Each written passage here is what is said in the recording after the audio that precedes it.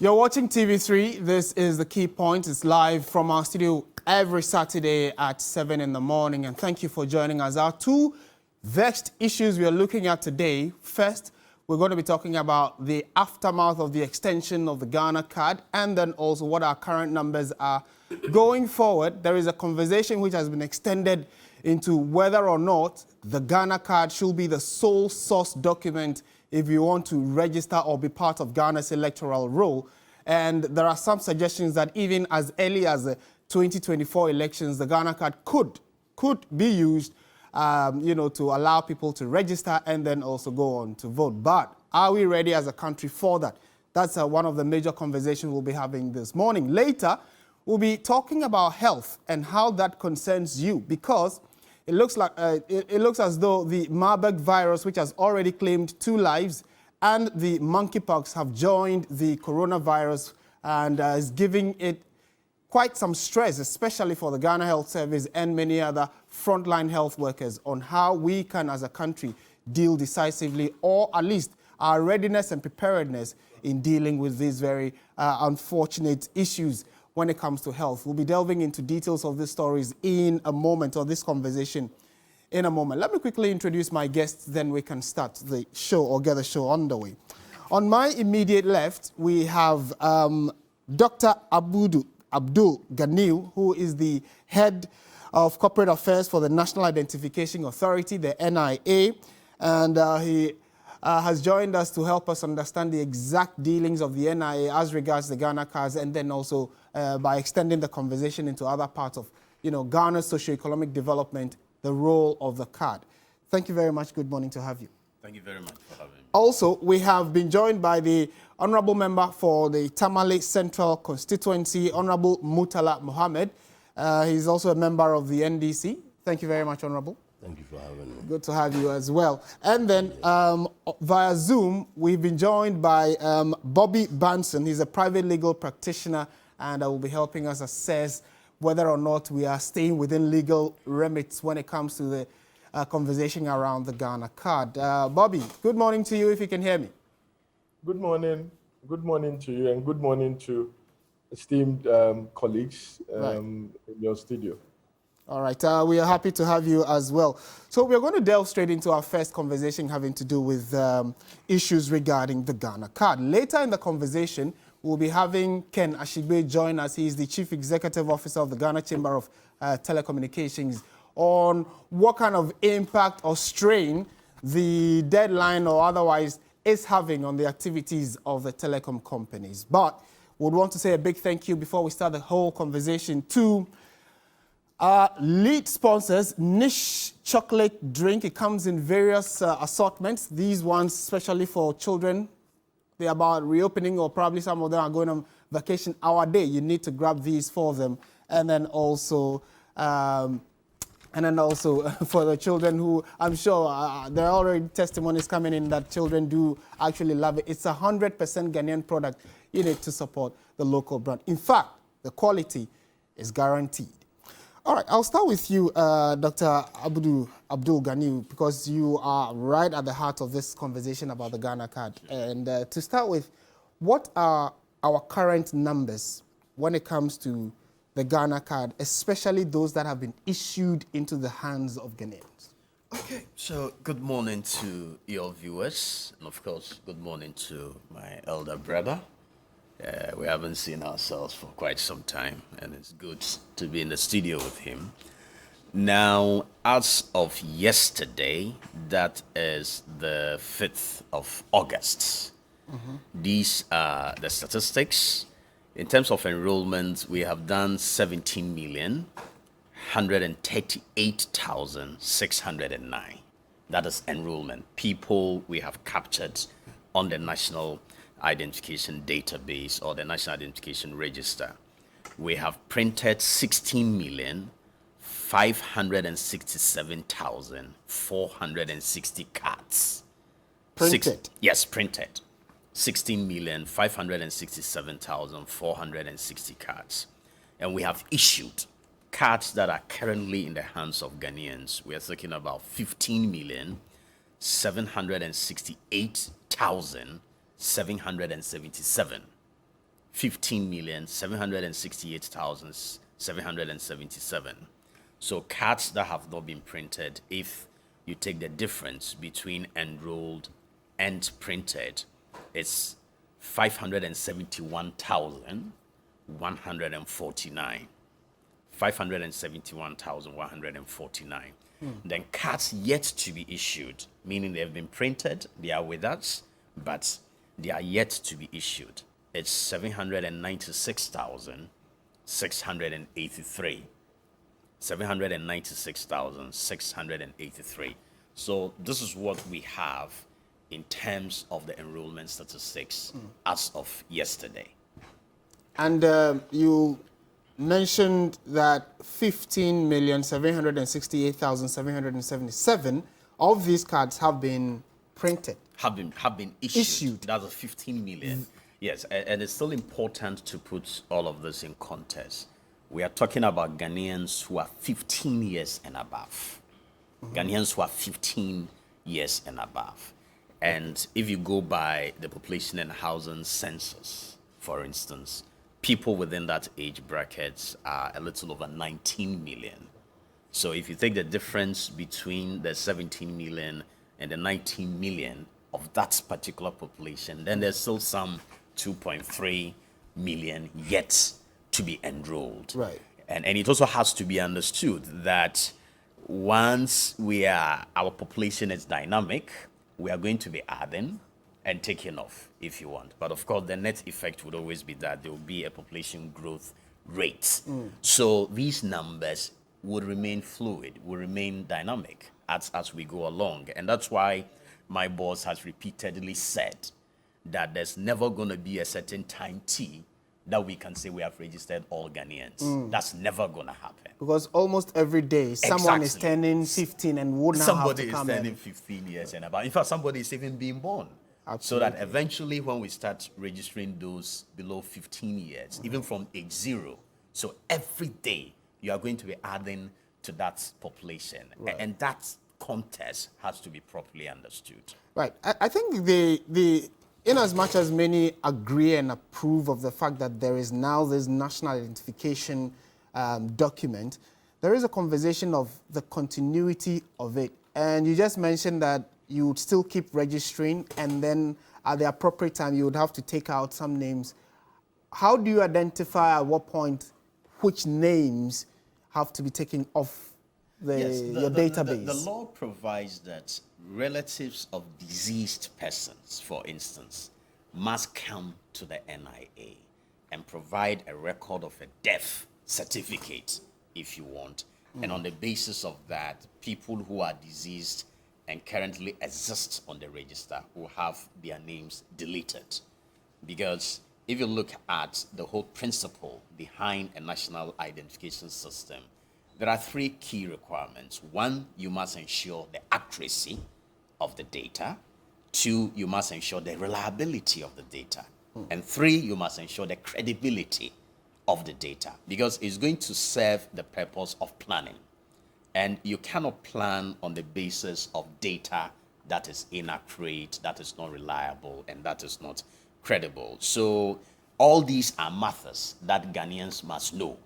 So from 2018 up to date, if we have enrolled over 17 million people, it's possible that surely some people have passed. You get what I mean? So these are things that going forward we have to bring to the conversation so that people get to know that, look, once you know that somebody is passed, it's been registered at a hospital, for instance, and a death certificate can be issued to that effect, you simply have to come to NIA, and then with that record, NIA will be able to get those names off the register, so that at all times you are able to keep an accurate national identification register. So then, should it be my understanding that if you say you're taking someone's name off your database, that will mean that that person's information cannot be accessed anywhere at all in the country if that card is used for any activity or interaction or transaction, I should say. Exactly, that's what it means. So you're not going to have a situation where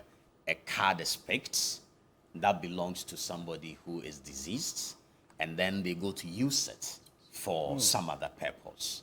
So it ensures the security of our nation and protects the integrity of everyone. Because using the card can be through an electronic means, but it can also be through an ocular means, where maybe you are crossing the border, for instance, and immigration officials must pick the card, look at your face. They are able to establish that you are the one before they allow you passage, right? And in the case of SIM card re-registration, for instance, if somebody were to pick another person's card, you'll be able to go through the first step, all right? But that's also the reason why there has to be the second layer, which is to be able to verify those individuals, to be able to build an accurate database. So that kind of system where you are able to take out and add in order to establish the accuracy of your database is extremely important. All right. Now, now very soon I'll bring in Honorable Murtala, who I see is clearly analyzing the data you've just given us. But talk to us about post the extension of the deadline by the communications minister. How has the registration process been like at your various outlets and offices? Well, of course, it's been slow. I mean, this is not the first time we're experiencing that. When the first extension was introduced, immediately we saw the numbers come down. And it is not different this time around. And I'm sure your cameras have been in town and you'll be able to do the analysis. So you simply look at the long queues that were recorded some few days or weeks to that particular deadline. And then you compare that to the queues now. It has drastically reduced. In fact, some registration centers used to do about 60, 70 a day. And just yesterday when I checked, they were struggling to do up to 20 a day. Really? So these are some of the genuine difficulties that we are confronted with. That for all the opportunities that were made available to Ghanaians to register, if we had responded positively right from the mass registration days up to now, I don't think we would have been having this conversation. But what, in your estimation, was the reason why people massed up beyond the deadline? Was there a peculiar challenge people had for which reason they trooped to your various offices and outlets to get their cards? Yes, it was simply because SIM card re-registration deadline was approaching. So it was just because of the SIM card? Exactly. I mean, everyone uses a SIM card virtually in this country, and no one would want to lose that. But the unfortunate part of it is we having the opportunity all this while to have registered. Even after the conversation about SIM card re-registration began, that opportunity has always been there. But to be told that 2 weeks from where you sat, you were not going to get the opportunity to own that particular SIM card that you've been using for years, obviously it triggered the kind of crowds and the kind of queues that we observed across the country. In your estimation, had it not been for the SIM card that people had to re-register, it would have been a normal process of people coming in to get their Ghana cards? Yes, to some extent, because if you look at the other uses of the Ghana card, the population in that respect for users of people who subscribe to those particular services will not be as huge compared to people who own SIM cards. So take SNIT subscribers, for instance. I mean, people who are not subscribed to SNIT may not have any headache of having their Ghana card being linked to SNIT. Okay, talk about the Control and Accountant General Department, for instance, who would want to rely on a Ghana card for payroll administration. You are going to be talking about a few people within that particular segment. The same applies to NHIS. The same applies to the Ghana Revenue Authority, where they now have to use the PIN, the personal identification number, to replace the tax identification number. So you are talking about smaller segments of the population along all these service silos, if you want. But for SIM card, and we're talking about some over 40 million SIM cards in the system. So obviously, if these are owned by Ghanaians and a deadline has been introduced, you would have expected the huge crowds that we witnessed. So it was largely due to the SIM card re-registration. Okay. We'll come back to you shortly so you work out the differences for us. What kind of collaboration do you have with the National Communications Authority or the Ministry of Communications for that matter regarding the cards having to be in the hands of people and then eventually they being able to register or re-register their SIMs with the Ghana card. We'll come and talk about that. But Honorable, what are your initial thoughts on the conversation about the Ghana card and its availability to the citizens to help them re-register? Well, good morning. Good morning to my brother, Dr. Ganiu. Good morning to your cherished viewers, and if your viewers would permit me, I just developed some cold, so I may not be that audible. And good morning to your viewing public, and most importantly, the good people of Tamale Central. It's been long, Dr. Ganiu. I was doing some calculations, and I guess that the calculations do not tally.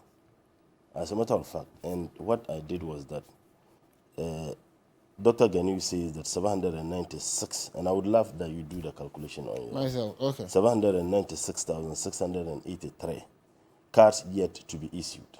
And now 571,149 cards to be printed. Then 15,768,777 cards issued. And then cards printed at 16,567,460. He indicated as 17,138,609. So if you add cards yet to be issued, which is 796,683, plus cards to be printed, because it means that all these cards are still with them, yet to be issued and printed. If you add to, what figure did you get? So the 571,149 plus 796,683. Just a moment and I will get that one.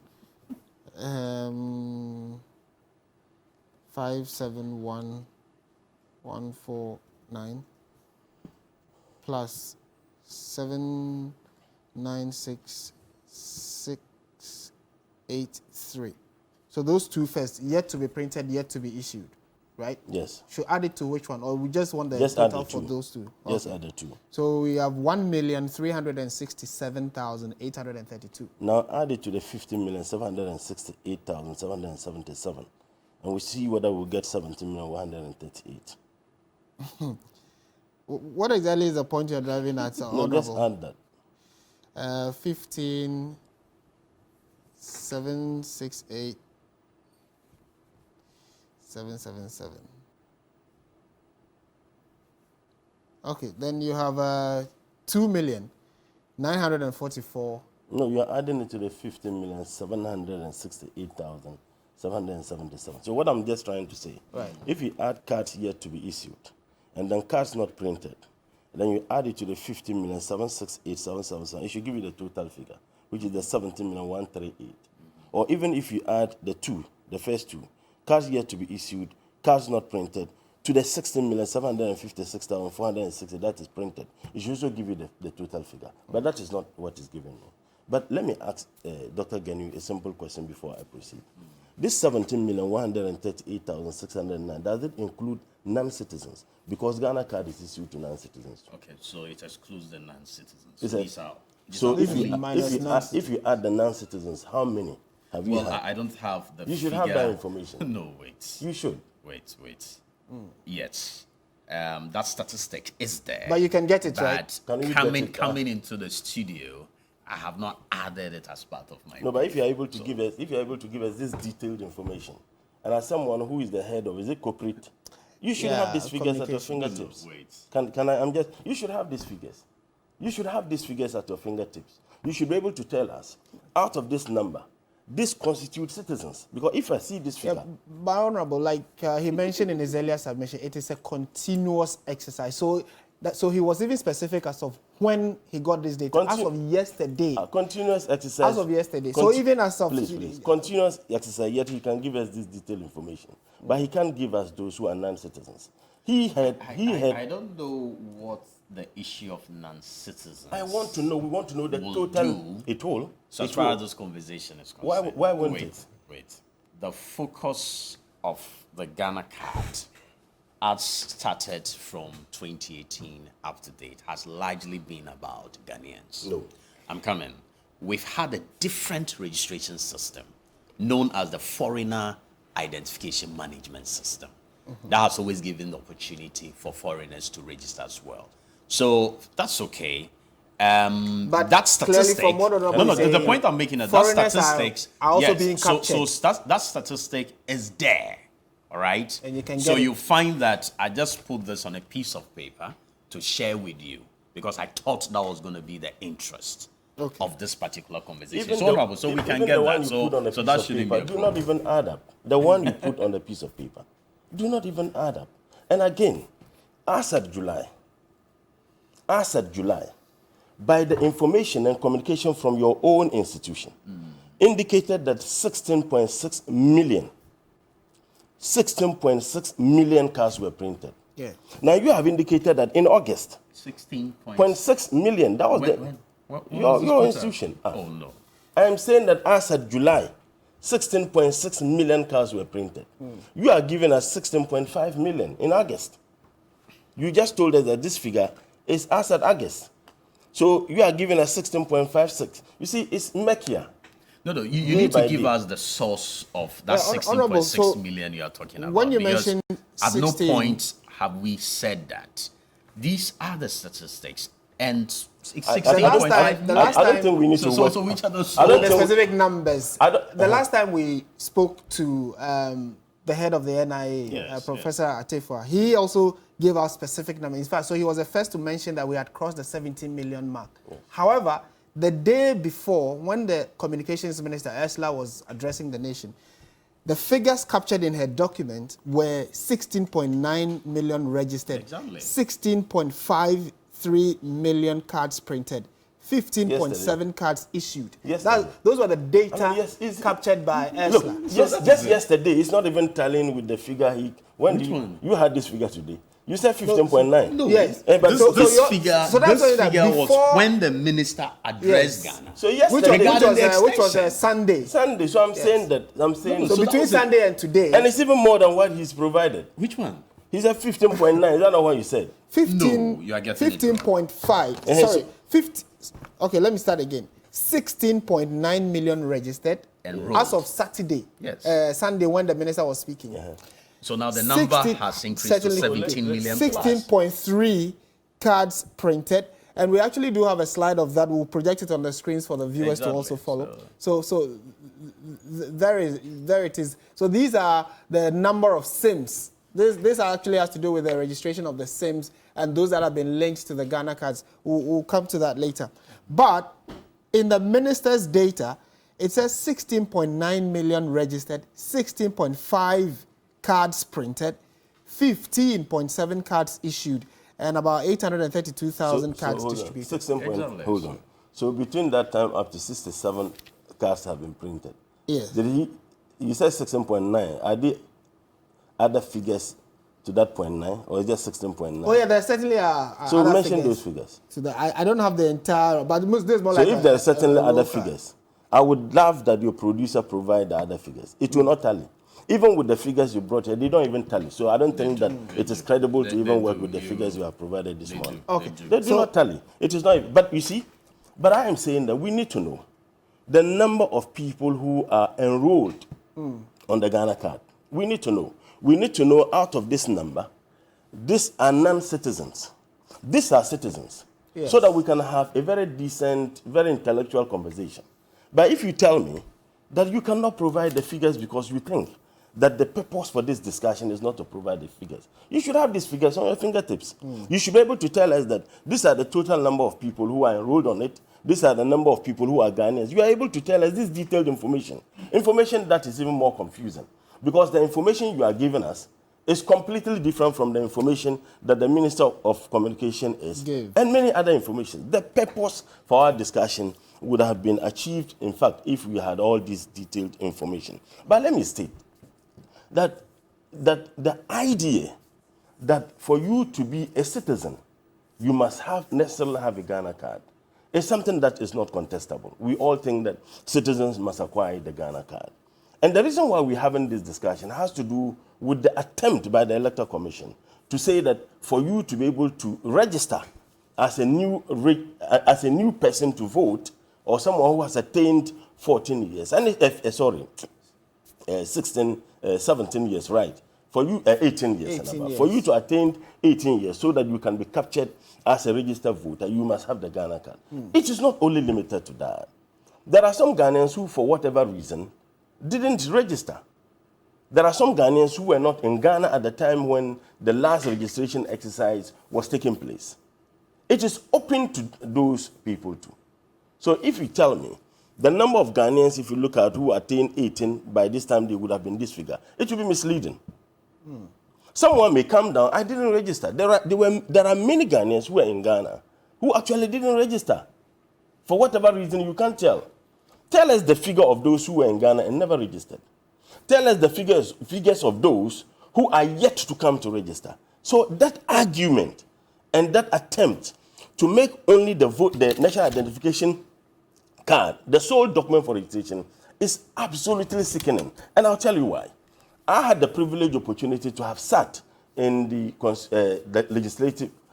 Constitutional and Legislation Committee meeting in Parliament. I'm not a member, but I was invited to sit in that meeting. Dr. Bosman Asari was there. Siribwa, or this Siribwa? Siribwa Kwako. Siribwa was there. The other deputy was also there. And Dr. Ayeni asked them a simple question. Tell us why you are bringing this airline. Tell us why you think that the Ghana card should be the sole document for the purposes of registering to be able to vote in this country. You know what they told us? And they can deny this. Dr. Bosman, they were all there. They told us that the reason why they think that the Ghana card should be the sole document and not the passport or people vying for is that you cannot guarantee that the passport is genuine. And when I say genuine here, that there are, in fact, their words, they said that foreigners acquire the Ghanaian passport.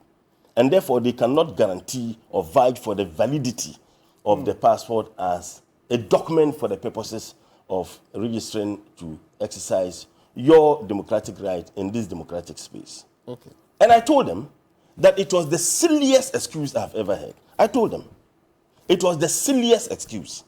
Why? There are evidences that non-Ghanaians acquired the Ghana card.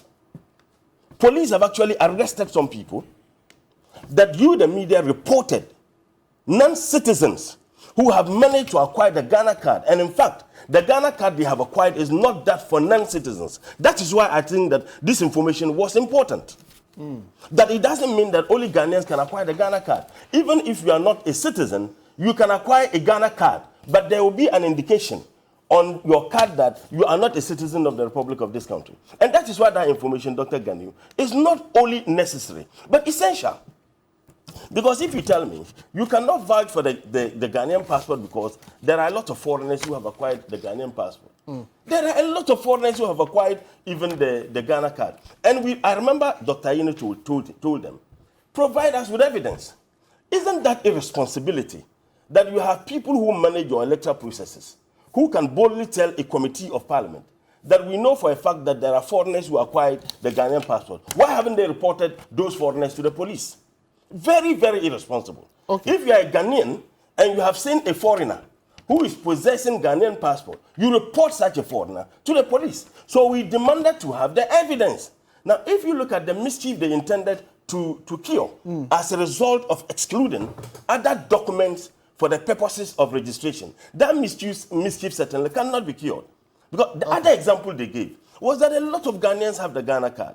And I remember we pointed out to them that if you check, in fact, just Joy FM and even your station, TV3, you reported instances where a physically challenged woman who lives in Accra and who traveled from her community to the LWAC, the woman was crying just because her Ghana card. She applied for it almost a year. She still can't access the Ghana card. And Dr. Ganiu, when I registered for the Ghana card in Tamale, it took me months. It took me months to be able to get the Ghana card. There are people out there in Tamale, where you and I are all coming from, who still do not have the Ghana card. So why would you use a document which is procured by another document? The primary document to access the Ghana card includes the passport. Right. Now you are now telling me that that primary document is no longer valid. But what you have been able to procure as a result of that primary document is valid. But you see, it is not surprising. When you have our courts in this country, that says The birth certificate is not legitimate enough to determine your citizenship.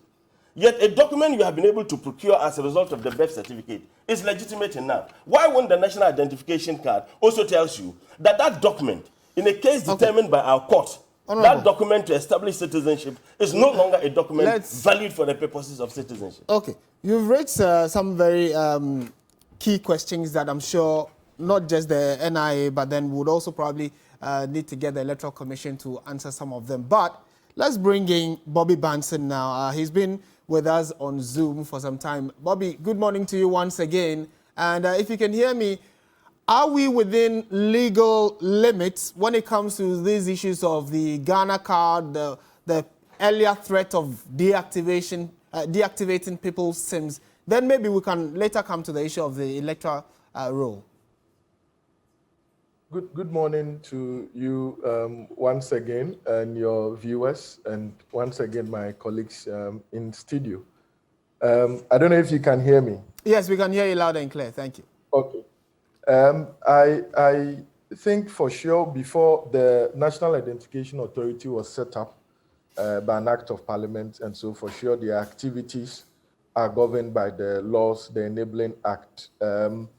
I do not think that any activity that they have done now falls foul of the law that sets them up. I think what is under discussion is the purpose or the mode or the means by which they set out or they have set out to discharge their statutory mandate. And my senior brother Mutala made an interesting observation that normally we say that a law is established to cure a mischief if it is to replace an existing law.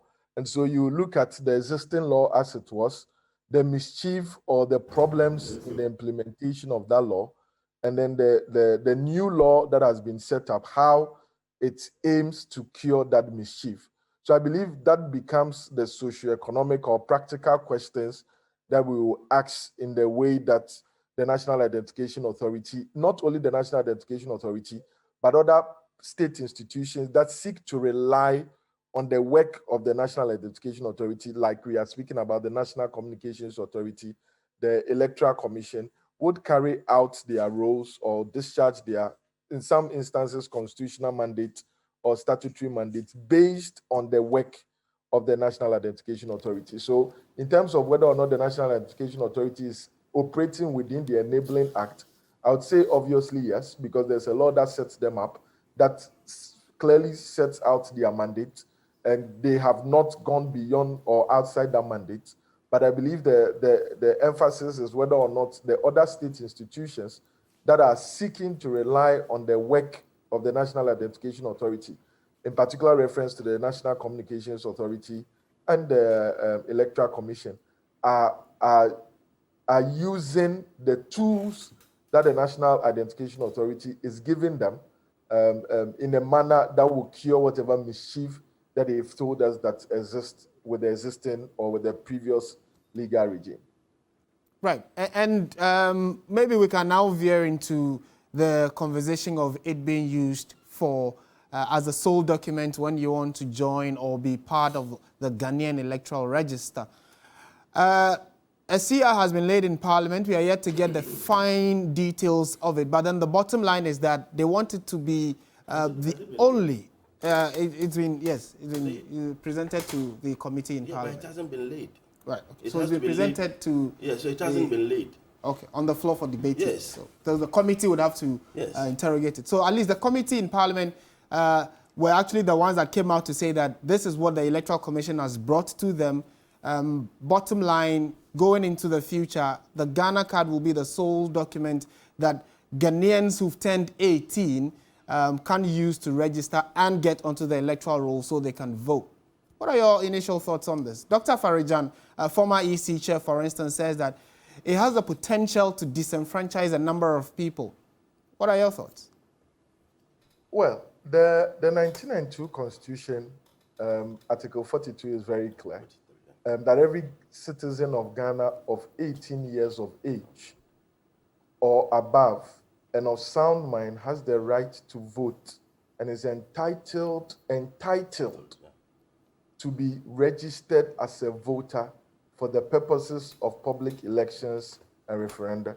And so the word they used is that that person is entitled. So it's your constitutional right that once you are 18 years and above, and you can prove that you're of sound mind, nobody should stop you from registering for the purposes of voting in public elections or referenda, because it is your entitlement. Now, if you look at Article 51, it goes further to say that the Electoral Commission shall, by constitutional instrument, make regulations for the effective performance of its functions under this Constitution and any other law, and in particular, for the registration of voters. And so, Article 41 states that once you are 18 years and above, and you can prove that you're of sound mind, you should be allowed to vote if you decide to. Now, Article 51 says that the Electoral Commission shall, by a law, which is the CI, the constitutional instrument, provide for the means by which any person who is 18 years and above and of sound mind would be allowed to register for the purposes of voting in public elections. And so we have the constitutional right in Article 41, and we have the means of actualizing that constitutional right in Article 51. Now, the Electoral Commission does not vote. They cannot determine who would be the president of Ghana.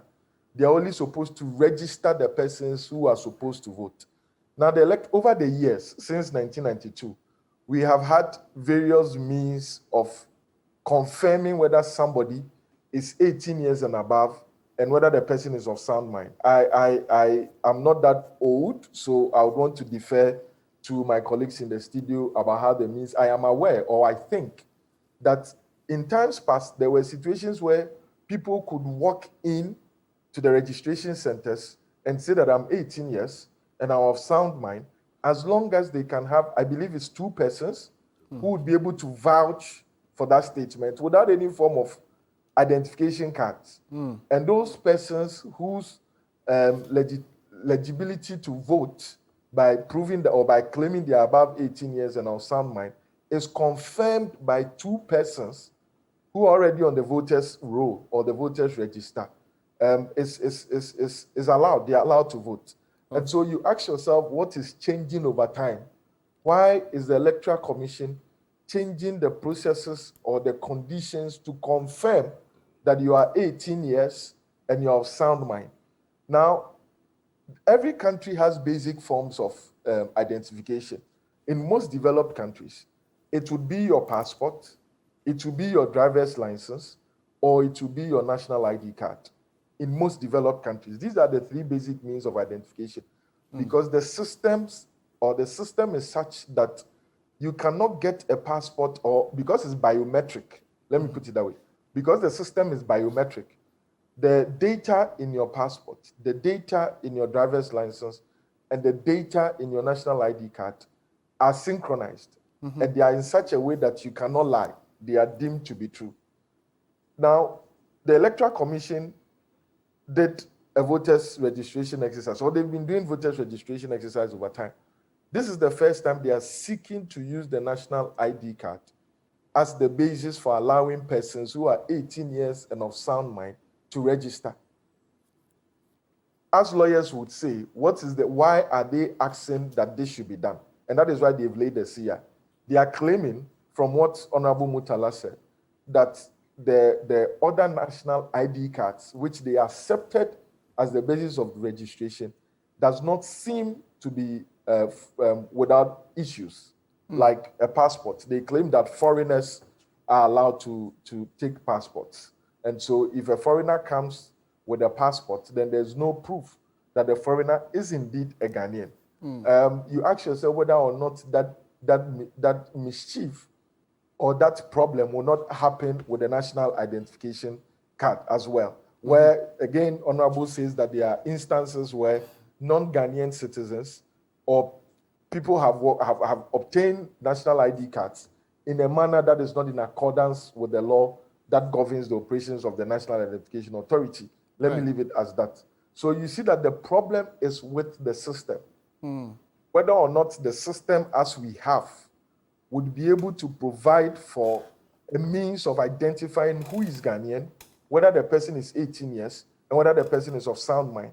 Today, we are using we are claiming that the national ID card system, or the system for the issuance of the national ID card, is the best bet to confirm. I'm talking to according to the EC, is the best bet to confirm whether somebody is 18 years and of sound mind. Now, whether or not that argument would throw away all the efforts that we are putting in the issuance of national passports, because in creating or in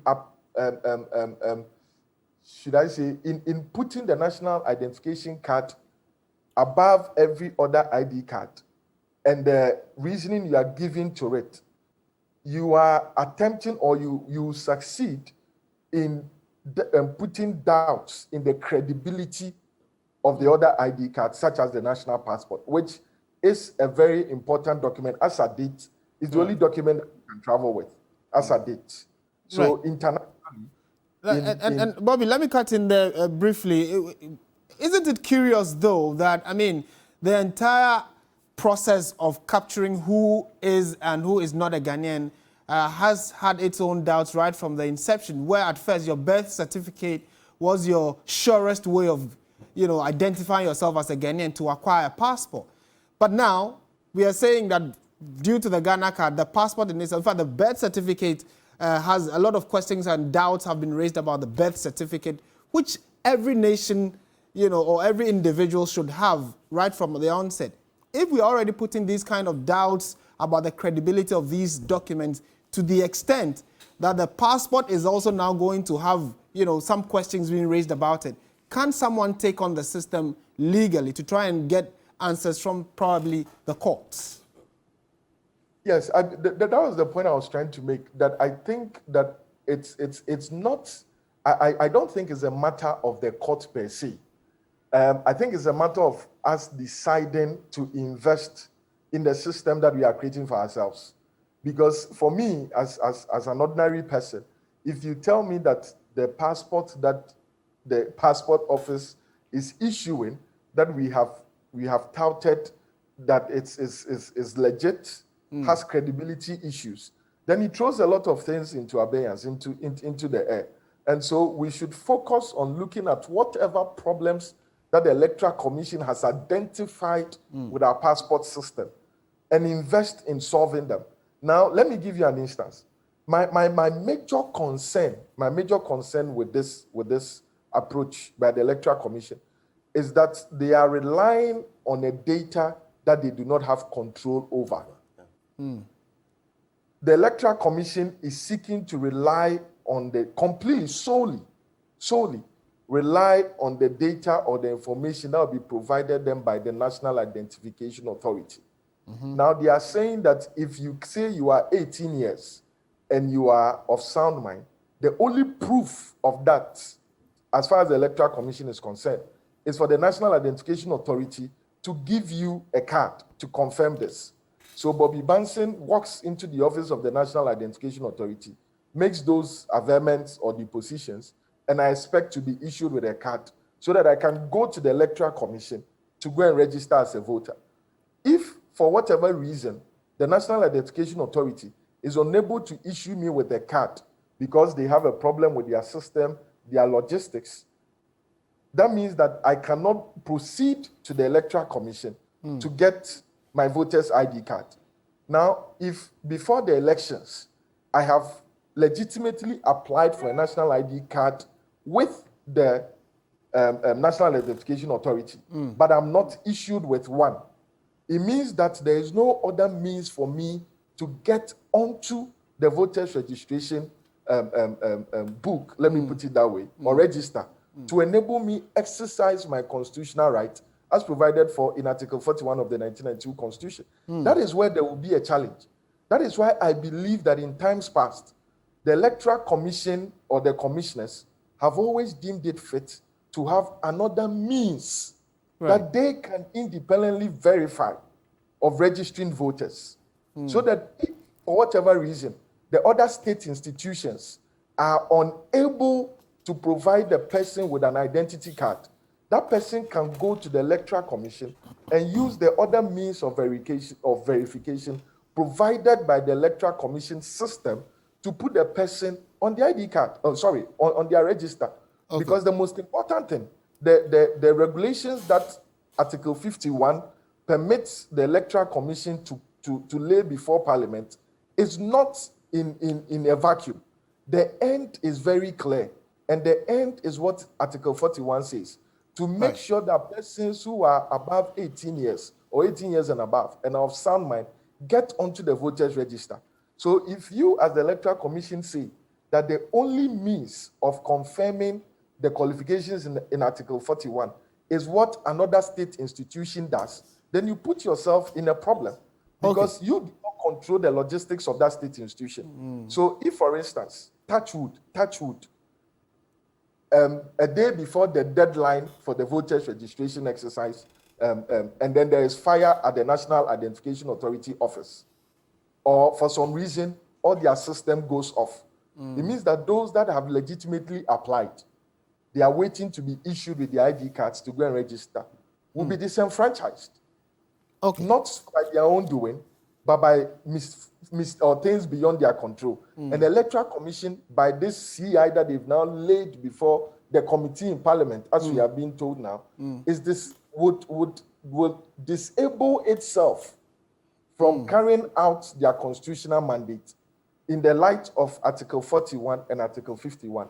And I think that is where the challenge is. If they limit themselves to only that, there may be practical problems. Okay. Mr. Banton, certainly this is a conversation. We've just opened a few layers of how deep this is. When we return from this break, we'll be interrogating the other aspects of it about what kinds of collaboration there is between the NIA and the Electoral Commission, for instance. And although both institutions have our bio data, how is it that they are able to, is the system going to be able to allow them to synchronize this data so that then we have a credible register for the elections?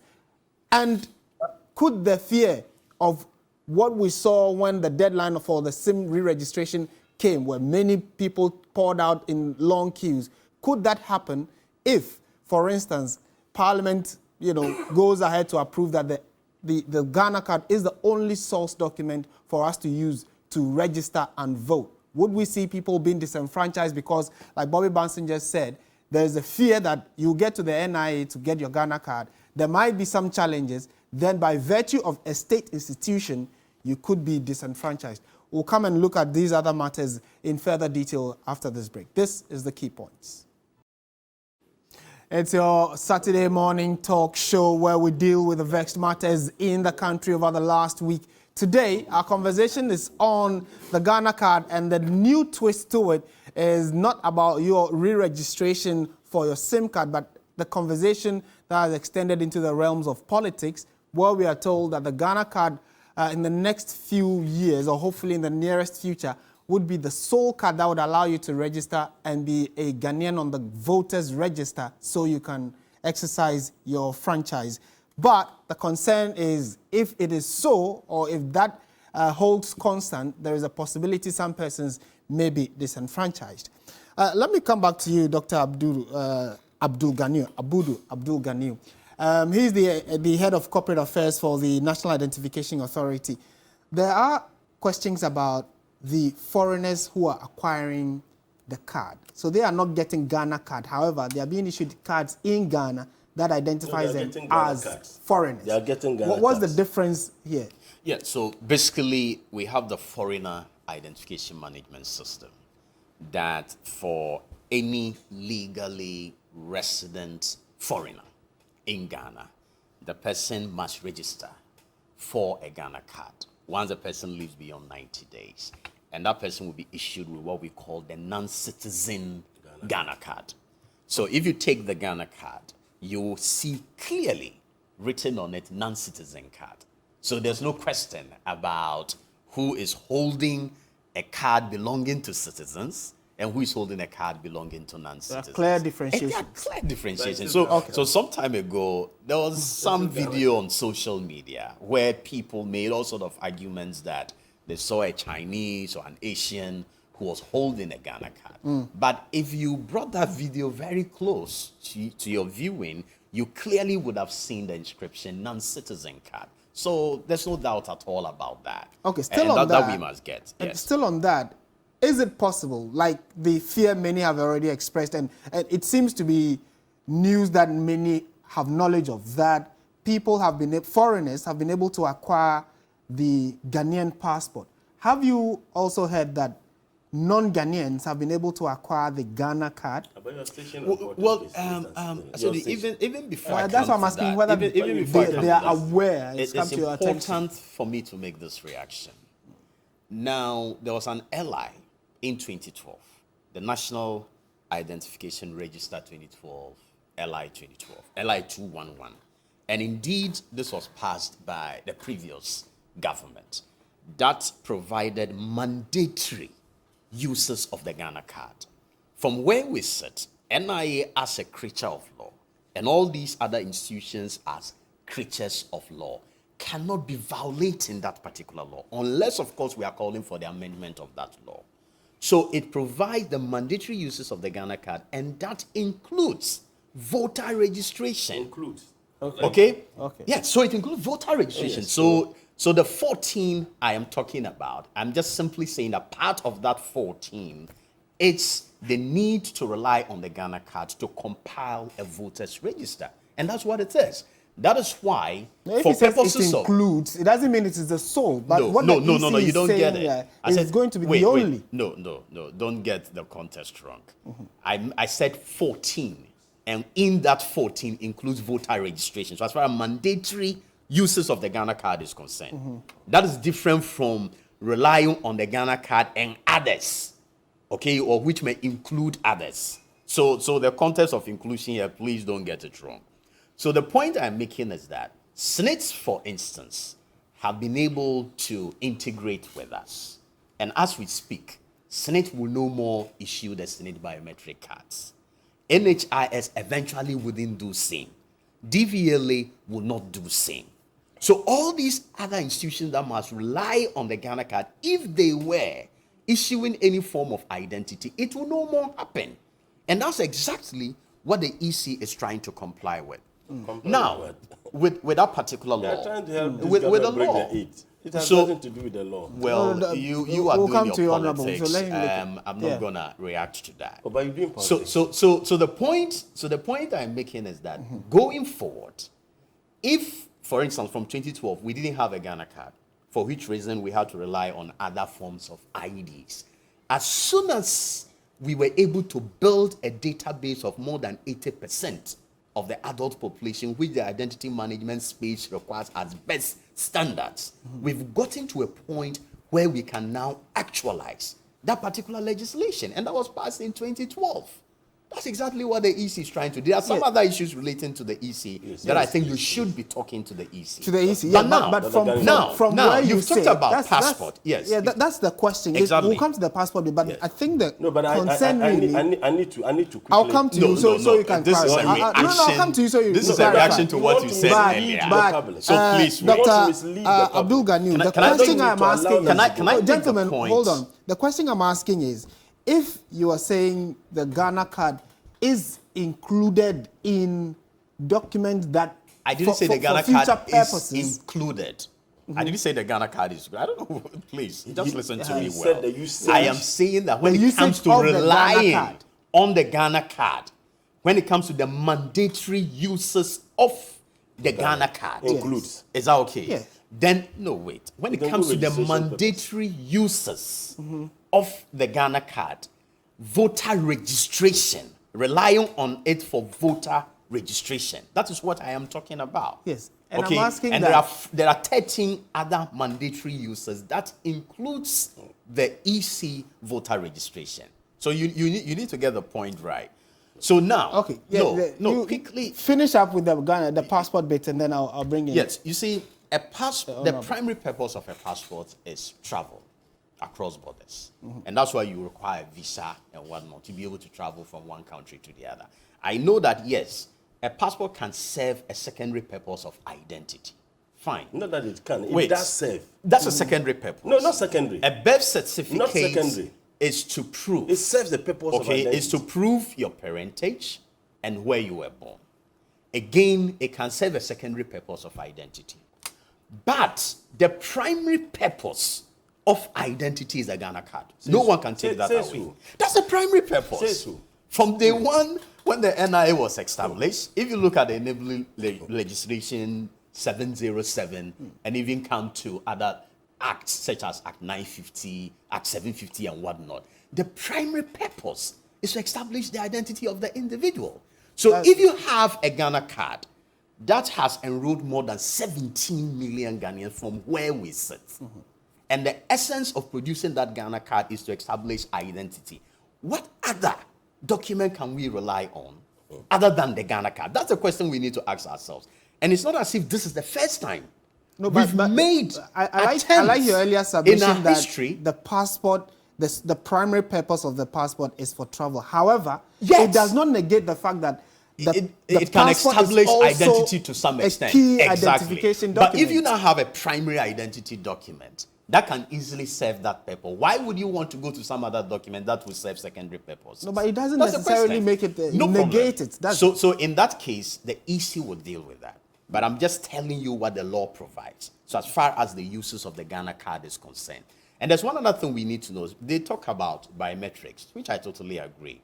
But in terms of a comprehensive source of biometrics today, again, is the NIA through the Ghana card. And that, again, is what the law provides. So we took your fingerprints, we've taken your iris, we've taken your facial recognition. That is a comprehensive source of biometrics that you will not find anywhere in this country, and it meets the best practice in the world. So when it comes to proving the identity of the person through that verification or through that electronic mode, obviously, once you rely on the Ghana card, there will be no doubt about it. But the Electoral So Commission that's the point. also takes similar documents, similar biodata from those who want to register. Yeah, so they took only fingerprints. No, the They- Electoral Commission wait. also takes Oh, please. your facial Please. features. No, wait. The fact that they take a picture is different from saying that they are taking your facial recognition. Okay, that's no. How These are different two. is that? It's not like you. No, you these take are two. something specifically you will to need. scan You need. the Yes, iris. you Is have that to. what your machine Exactly. That's what it is, my brother. Easy So than you But need- you just take. I mean, So I'm when I telling was you that registering for my even Ghana the card, EC you just sit. the EC after does your not- biometrics are taken, you sit. A And they picture is take a taken of your picture. face. So that it's picture, the same process. no, the it's not the Electoral same Commission process. does. Please, let's not. I'm sorry, I don't want to use maybe ignorance or anything like that. But even the law But you does just- not give the EC the mandate to even take the kind of comprehensive biometrics that NIA takes. Which It is law? only NIA Which law? that is empowered by the law in terms of all the legislations to be able to take those 3 levels of biometrics. Okay, And that's so what it my is. So understanding that's why now all is that these other although the institutions EC takes it, they are not mandated and do not have. no, that. no, the That- EC take your fingerprints. They take a picture that is different from your facial recognition. Okay. So you, All right. you need Well, to So get finish that. your And point, it's then different we'll from your bring in- iris But as well. listening to Ganiu, he's making a compelling case that they are in absolute, connivance with the Electoral Commission for the purposes of disenfranchising the people of this country. how- I'll tell how you. so? I'll I tell you think what. you are- okay. Allow me. He spoke at length, so just let me add it. By the way, the passport is not just the primary document. A purpose for the passport is not to travel, for identification outside the shores of this country. That is why you need a passport. It's for identification. Visa is completely different from your passport. For you to acquire a visa to travel to any country, at the country that you are acquiring that visa, you must be a citizen. So when you travel outside Ghana, you are identified by the passport you are holding. So it is not a primary document for just travel, but for identification. If you find a Nigerian who is able to acquire the Ghanaian passport, when the Nigerian travels to America or to Europe, that Nigerian is identified as not just Nigerian, he is identified as a Ghanaian because he or she is holding a Ghanaian passport. So that statement is completely off track. It's for identification. He also said that if you look at some of the responsibilities of the national identification, that it included the registration to participate in elections. I mean, extensively, that this was what he said. Why? That is the national identification. As a matter of fact, the passport, if you want to look at the reasons, the usage of the passport, the Ghanaian passport, and the birth certificate and vouching for, includes the purposes of registering for the purposes of elections. So you don't bring that and say that we now have over 80%. The figures you have provided, don't even talk about them because they are not even adding up. Confused figures. You present a different figure. The minister, the figures you gave to the minister are completely different. He just you don't understand the dynamism. What dynamism of the process? What process? No, allow him to. As of yesterday, people registered for the Ghana So card. when you bring figures today,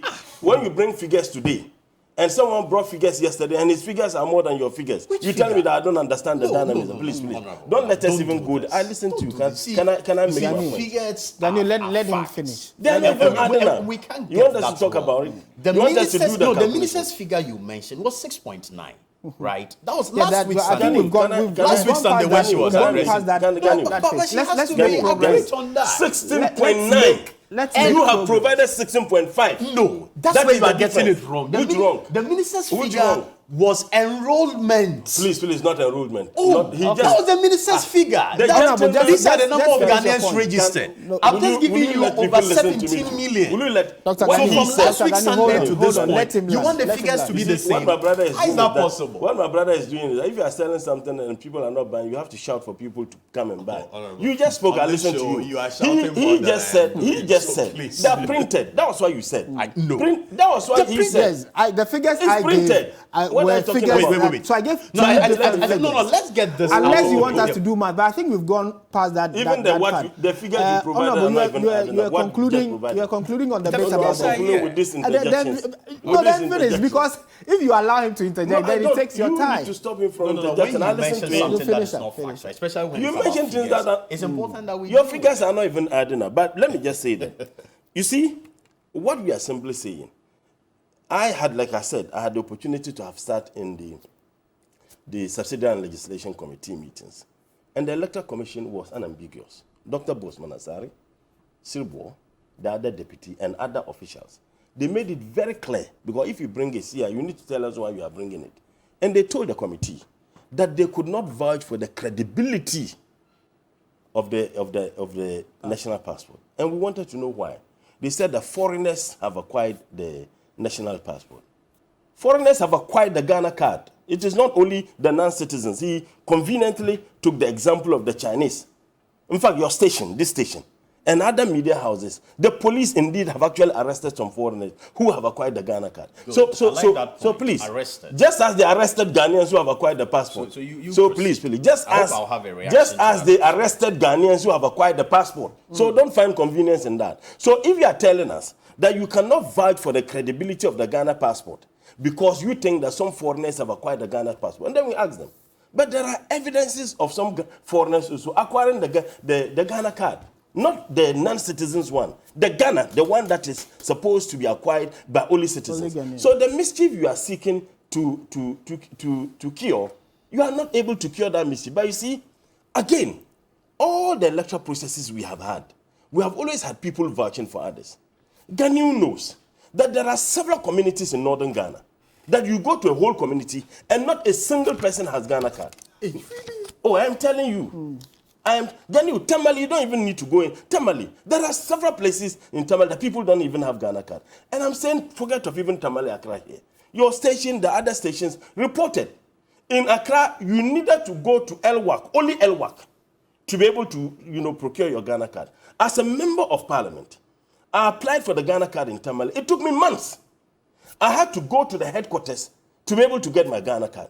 So how can you tell me, by your own words, that 80%, and this was what I said, that because they said that the Ghana card could also be used for the purposes of elections, and at that time we didn't have Ghana card, we now have over 80%. The Article 41 is saying even a single person must not be denied the opportunity to participate in the electoral processes. All this idea of Ghana card being used for the purposes of elections are just to ensure that this incompetent government breaks the so-called 8. We will resist this, and I can tell you, this thing will not be late. It won't be late. Yes, just before, no, before you come in, we have, With your interjection, maybe you you still should want to hold react. on, you should put down those With your thoughts. interjections, you still want Dr. to Gani, you can put you down are those doing, thoughts so that so when I you come don't back want to me you, to you can have them. react. But we've also been joined by one of our panelists, Ken Ashigbe. He's the Chief Executive Officer of the Ghana Telecoms Chamber, or the Chamber of Telecommunication. Mr. Ashigbe, a very good morning to you. Thank you for joining us. Good morning. Right. The conversation about the Ghana card and its uses has come up strongly. But let's focus or zero in on your area of telecommunication. What kind of strain did the deadline that was given put on the telcos to ensure that they get as many people to re-register their SIMs? I didn't say what kind of what? Strain did this put on the resources, be it human resource or financial resource of the telcos? Well, it's a lot, because what it is that, when we started the SIM registration, we're doing it from the various offices of the telcos. And we had to expand. And then for the SIM registration, the app that you're using, you have to use a smartphone. So for all the telcos who are members of the chamber, I'm sure we have deployed over 140,000 smartphones, for this exercise. So if you look at the cost of even just that, and then the extra staff that you have had to deploy, the time that you've had to devote to this particular exercise, which in itself is not a revenue generating one, but if you don't, would result in revenue losses. So it's significant amount of resources that have been dedicated to this. And you know that on Sunday when the minister was announcing the extension, there were people in the queue. But by the time she finished announcing the extension, the people had left the queue. So it really is a major drain on resources. And we hope we should be able to finish this one as quickly as possible and be able to move on to other things.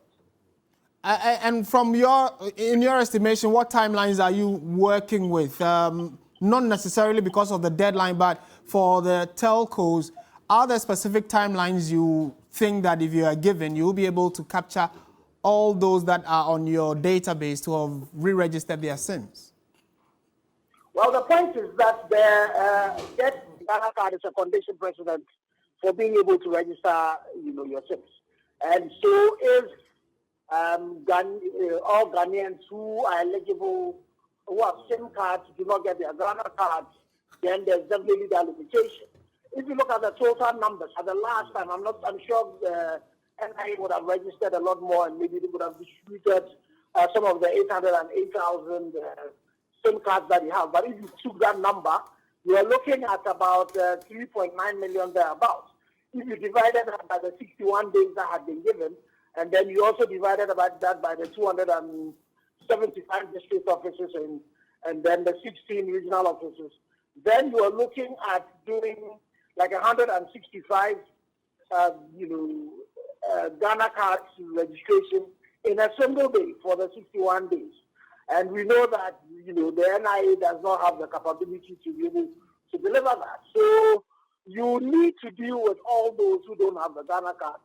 You need to deal with those who also have the Ghana cards, but there are some challenges. They try to do the 404 and it tells them that, the data has already been sent. We have about 250,000 of those, and that the telcos need to work with the NIA to be able to resolve. There's also the situation of people who, when they go to the registration center, maybe the app might be down, and so what then happens is that the person will do the registration offline, and when the system comes back on, those ones have not been synchronized yet. So that one too we need to deal with that. We have to work with the common platform providers to ensure that we synchronize all of those ones as well. So all of these challenges are things that need to be dealt with. But as you look at that as well, you should also consider the fact that when the timeline was extended in March, we know the numbers, the way the numbers went down. Right. And then again, this one that has even been extended to September again, the challenge still persists. So we need to find a way in which we encourage those who have the Ghana cards, who don't have any challenge, to actually come and register. Then we work, with the NIA to ensure that, they get the Ghana card in the hands of people as soon as possible. And what definitely for me that means is that government needs to provide the NIA some extra resources that would enable them to be able to, like when they are going to have elections, that they set up not in the constituency centers, but they actually go to the polling centers. So we need to find a way of providing them resources so that they can take the registration as close as possible to, the citizenry. The challenge definitely we need to be dealing with is some areas where connectivity, where you don't have, 3G or 4G, that you would have those challenges. There are the areas like the Boku areas as well, where you have security issues that, you have to contend with. And so these are all challenges that we need to deal with before we then will be able to determine that those who really, can register are registering. There's also the challenge of unfortunate brothers who are physically challenged, the amputees, for example, who also currently are able to register. What do we do to ensure that we support all of that effort? So all of that is something that we need to deal with. Right. And my final question to you, Mr. Ashigbe, would be that clearly, like you mentioned, the challenges still persist. Should we be working then with any form of deadline at all? Because the NIA, which is the source of this Ghana card itself, you are advocating for them to be given enough resources to be able to properly deliver on the numbers that they need to print cards for. If that is a challenge for the state in itself, do we even need to be having a conversation about deadlines and whatnot? It is important that we have a deadline to be able to clean up the register. We cannot have that in perpetuity. So definitely, the thing to do is to ensure that deadline, for those who have the Ghana card, there is a deadline for them to clean it. Then you are then left with just the people who don't have the Ghana card. Then you can then find a way of, making sure that you tie in when they get to do their SIM registration with when they get the Ghana card. And that's why you need to ensure that, you're using data to be able to determine that. Those who do not have, who have the Ghana card, definitely you should be able to cut off at a particular point in time. Okay. And for us, what we think is that you need to provide some, some motivation for them to do it. The same motivation that got a lot of Ghanaians come to the centers when the timelines were due, wanting to register. You need to find a way of doing that. So some of the suggestions we have said is that maybe at some particular point in time, when you make a call, sometime of the day, it will redirect your call to a voice, an IVR, which will then tell you that go and register. And after all of that is done, there should be some increasing severity in services that you then deny of people who have the Ghana card but who have not registered. Then you then be able to force all of us to be able to do it. Then you only be left with those who have challenges, and then you find ways in which you get the Ghana cards into their hands, and then get them to also then register their SIMs. Mr. Ken Ashigbe, thank you very much for your time this morning. He is the Chief Executive Officer of the Ghana Chamber of Telecommunications and clearly has touched on that issue of the need to make sure that the NIA is well-resourced so we can, at least as the source, we'll be able to get enough cards in the system, so that then when you are guaranteed that 80% of Ghanaians have their Ghana cards and are still not going to re-register, that one, there is legitimate reason behind, you know, if you're deactivating their SIMs, etc. And also touched on the kind of stress the deadline put on the telcos to make sure they meet the deadline. However, that has, you know, died down a bit as a result of the extension, which in itself is a negative attitude. We need to go out and get the right things done.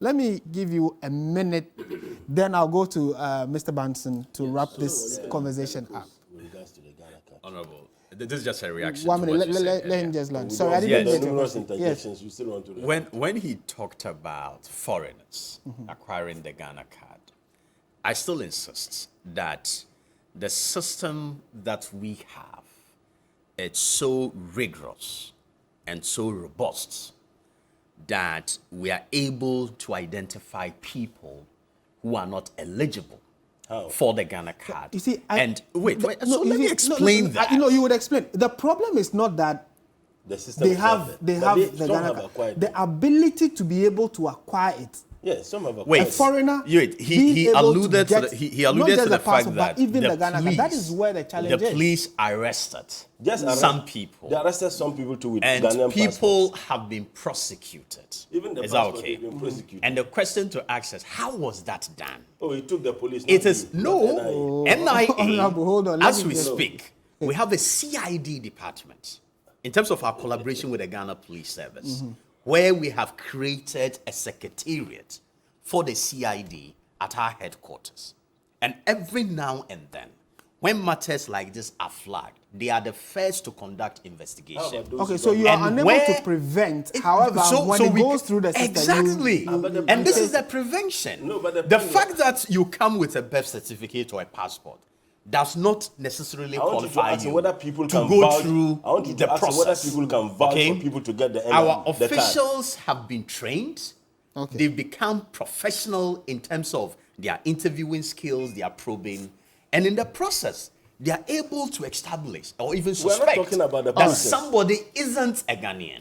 And immediately such persons are handed So- to the No, police. I want you to ask. Do you have an Investigations are estimation? carried out, and every now and then, when we have successfully prosecuted such persons and gotten convictions, I've issued statements. Even with to the that passport, effect. has- the Ghanaian Right? passport. Can you Let please me be able conclude to- on this. I am not saying that it's a foolproof system. Okay. So, But whatever it takes, you can trust that in terms of the you can't accuracy trust and the the passport. credibility and everything else, Are you able to maybe tell us- beyond 90%? Are you able And to that tell us margin how of many people error, are able to Which the get margin through the of error system? is very, very small. Which 90%? So that is the trust How level. did you Dr. come by Gani, this 90%? Honorable Mutala, So how did he are come you by able this to 90%? are you able to tell how many foreigners were able to go through the system to acquire the card that you are investigating or A pursuing? lot of cases How are many? being investigated.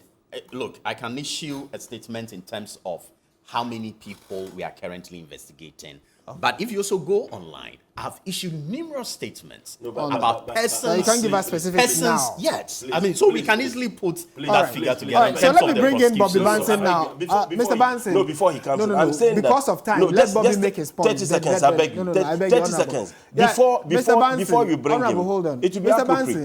Banson, I mean, you've heard the various angles, arms and legs of the conversation about the Ghana card, the EC, etc., and the registration. What are your concluding thoughts on this? You know, if you are to give legal advice on this, what should the approach be? Well, I'm really looking at Parliament to make sure that they thoroughly interrogate the CI that has been laid before them. The Constitution does not make it automatic that once the EC has laid the CI, it becomes law. Fortunately, we are told that it's only at the committee level. So I expect that Parliament, especially those that are of the firm opinion that their constituents may not be able to get the ID card for whatever reason, would be able to interrogate the issue and make sure that even if they pass the CI, it will be passed with such amendments that will cover everybody, so that it will not be just another CI that if it is laid in Parliament, we don't hear anything about it, it becomes law after 21 days. Then after it becomes law, some parliamentarians or some persons sponsored by parliamentarians will decide to go to court to challenge it. So this time I'm expecting parliamentarians to make sure that they interrogate it, because that is where the buck stops. If they allow it to go through as it is, then it will not lie in their mouth to later come, after it has become law, to come and raise issues about it. So I'm looking to Parliament to see if they will indeed go ahead to interrogate the provisions of this proposed CI to make sure that it is not operated or implemented in such a way that it will disenfranchise members of their constituencies. And in conclusion, I mean, my last question to you, Mr. Bunsen, would be that the NIA head himself has said that they would not be able to issue all the cards to all Ghanaians, you know, so that they can go ahead to either re-register their SIMs or get captured onto the voters' roll. Now, if they themselves have, acknowledged this, how is it that we want to base, for instance, the EC's voter registration on just this Ghana card? In your estimation, can someone take on maybe the EC, the EC or the NIA if they do not have their card and they are disenfranchised? Well, I believe that because it's a constitutional right, if somebody is of the firm opinion that he has applied, there is evidence that he will not be issued with the ID card before the voters registration exercise closes, or he has not been issued with the ID card to enable him partake in the voter registration exercise. I believe that that person would have a recourse to the Human Rights Court for the appropriate declarations and remedies, looking at the circumstances or the facts that the person will lay before the court, for the court to determine whether the person has a cause of action, and if yes, the remedies that will be available to that person. All right. Grateful for your time this morning. Bobby Bunsen is a private legal practitioner joining us for the conversation. And yes, Honorable, your last few seconds. You see, this argument and attempting to eulogize the system they have and vouch for the credibility of the Ghana card because some people have been identified and prosecuted. They are just those who have been identified and prosecuted. We have had people who have been prosecuted for acquiring Ghanaian passport. So the point is, the mischief you're seeking to cure, because you think that you can't vouch for the Ghanaian passport, because there are evidences of foreigners acquiring Ghana passport. Those same evidences are bound of foreigners acquiring the national identification card. The question is, to acquire the national identification card, one of the processes means you can acquire the national identification card is if someone vouched for you. You can vouch for someone to get the national identification card. You can use the passport to get the national identification card. Yes, yet you cannot use those documents for the purposes of, demonstrating your democratic and constitutional right. So that is just the point. No one has ever said that the national identification card should not be used as a means of registering to participate in an electoral process. But that should not be the only means. That should not be the only means. And I can tell you with this CI, it won't be late. It won't be late in this form. We will do everything humanly possible to prevent it from being late in this form. So they should do the needful. We don't have any problem. Okay. How can you tell me that someone can get a primary document? In fact, even the ruling in the matter of the birth certificate and then the passport, where our courts rule that the birth cert cannot be used to prove citizenship, yet passport can be used to prove citizenship. The Electoral Commission is now telling us, even what the Supreme Court ruled, that the passport cannot be used to prove the passport which can be used to prove citizenship is no longer tenable. Even the passport is no longer credible enough. The only way you can prove citizenship is to use the Ghana card. Because if you are not a citizen, you can't participate in our electoral processes. Elections, yes. So the participation in an electoral processes must first and foremost indicate that you are a citizen. So it is a proof of citizenship. Right. He knows that they have a lot of challenges. Let them put their acts together. Right. In fact, the NIA boss himself, his boss, said that the Ministry of Communication is unwilling to work with their documents. Okay. We've had a number of our viewers also joining us with lots of comments coming in as a result of this. And because we'll just take a few of the messages, then we can take a quick break and come to our second subject. This one from Ismaila Horoya in Nima says, good morning. If our passports are not legitimate, then our Ghana cards are the same because most of the passports gave birth to the Ghana cards. Good morning. I have told friends about the plan by the EC and the NPP to use the Ghana card to conduct the incoming elections. I have used my voter ID card to Burkina before, and I was identified all right. The pressure on the use of this Ghana card for everything is problematic. That is Richard from Zebila. Good morning. If our passports are not legitimate, okay, so I've read that. Please, good morning. I want to find out as and when corrections on NIA cards and replacements will effectively commence, and can one have access to that effect from William Tijani from Timpani? Yes. So basically, on Monday, we are going to start the updating and replacement of cards. Is that okay? At our regional and district offices. So the regional officers will be doing the updating of personal records, which has to do with name change corrections from Monday. Then whilst replacement of cards will be done at the district offices. We have 275 operational district offices, and from Monday, all of this will kick off. So the point he made about LWAC are persons who have already registered for the Ghana card, but those cards are lost. Is that okay? Or they have some corrections to make on the Ghana. So they are not people going to acquire the Ghana card for the first time. That in itself is one of the reasons why. Yeah, but that's what we have done. So that's what I'm just announcing. I have a colleague here who wanted to go and re-register his SIM, and because he had the letter G on his Ghana card, the telco said he cannot do that, so he had to come back to the NIA to try and rectify it. So there are a number of people who have not just maybe misplaced their cards, but need corrections. Yes. So we are decentralizing that from Monday. So you have a lot of outlets to be able to do. A big thank you to my guests. We had Bobby Banson joining us via Zoom. We had Ken Ashigbe, who is the Chief Executive Officer of the Ghana Telecoms Chamber. We also have, the two gentlemen joined me in studio. Dr. Abdul Ganiu, Head of Corporate Affairs for the National Identification Authority, and then our Member of Parliament for Tamale Central, the Honorable Mutala Mohammed. This is the key points. Stay with us. When we return, we'll be looking at chapter 2 of the conversation. This time around, we're talking about health, where the country is currently grappling with the Marburg virus, the coronavirus, which is still around, and then also the monkeypox, which is causing havoc in their own rights. Details of this conversation when we return. Stay with us.